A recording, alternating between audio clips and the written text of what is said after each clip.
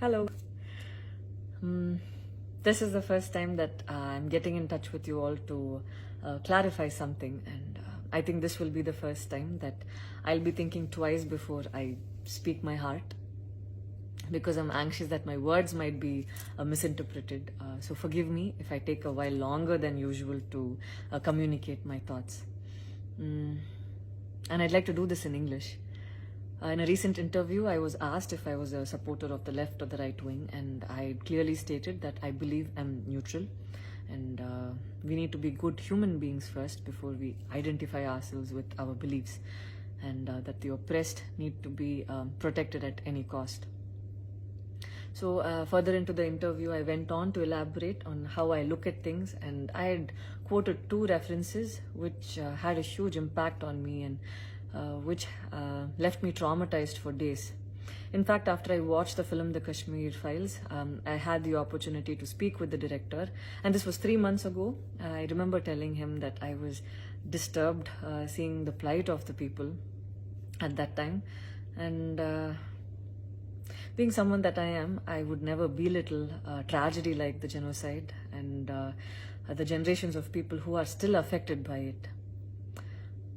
Having said that, I can never come to terms with the mob lynching incident that had taken place during our COVID times, because I remember seeing that video and being shaken for days. I believe that violence in any form is wrong, and violence in the name of any religion is a huge sin. So this is all that I this is all that I intended to say, and that's all. But it was very disturbing to see that many people online justified the mob lynching incident, and I don't think any of us have the right to take another person's life. Being a medical graduate, I believe that all lives are equal and all lives are important. And I hope a day doesn't come when a child is born and he or she is scared of his or her identity, and I pray that we're not heading towards that, at least. 14 years of my life, my school life, I remember every day going to school and chanting, "All Indians are my brothers and sisters. I love my country and I'm proud of its rich and varied heritage." So maybe it went so deep into my head, and we as children would never differentiated each other based on culture or caste or religion. So anytime I speak, it comes from a very neutral ground, and I was very surprised to see that whatever I had spoken was taken in a completely different way.